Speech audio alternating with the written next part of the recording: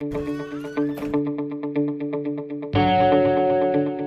c'est un président qui va mieux, qui sera donc tout à l'heure au pied de la passerelle. Il a 76 ans, il a été assez sévèrement touché par le Covid fin 2020. Il a été soigné plusieurs mois en Allemagne, puis finalement il s'en est donc remis. Abdelmadjid Tebboune, c'est un pur produit du système politico-militaire qui dirige l'Algérie depuis l'indépendance. Il a fait une carrière de fonctionnaire, préfet, ministre, puis finalement Premier ministre. Le Premier ministre le plus vite limogé de l'histoire du pays, nommé en mai 2017 par le vieux président Bouteflika. Il a été viré 2 mois et demi plus tard seulement parce qu'il avait tenté de s'opposer à la clique mafieuse dirigée à l'époque par le frère du président Bouteflika. Cet acte de bravoure lui a valu une certaine popularité à l'époque et c'est ce qui lui a permis, 2 ans plus tard, d'être élu dès le premier tour à la présidence de la République, même si tout le monde sait aussi qu'il n'aurait jamais été élu sans le soutien de l'armée et de son chef d'état-major. Et une fois élu, il a rapidement été contesté.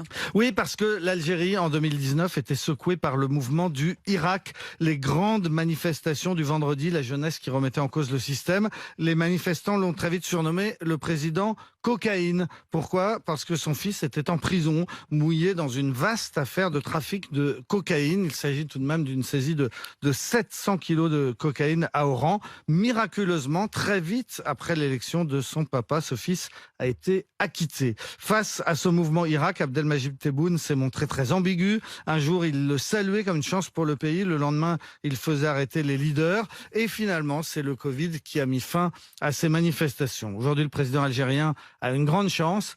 Cette chance, c'est la guerre en Ukraine. L'économie algérienne est en effet entièrement dépendante des cours du pétrole et du gaz. Quand les cours s'envolent, les caisses de l'État se remplissent et l'État peut se montrer généreux. C'est ce qui se passe en ce moment. Pour assurer sa popularité, le président a aussi une autre ficelle, tenir le plus souvent possible des propos hostiles à la France. Et il ne s'en est pas privé depuis son élection. Ce sera un des sujets de conversation tout à l'heure avec Emmanuel Macron. قبل ما تخرجوا ما تنسوش تابوناو في العشان يوتيوب وبارطاجيو الفيديو وديروا جيم وتابعوا الدار على مواقع التواصل الاجتماعي.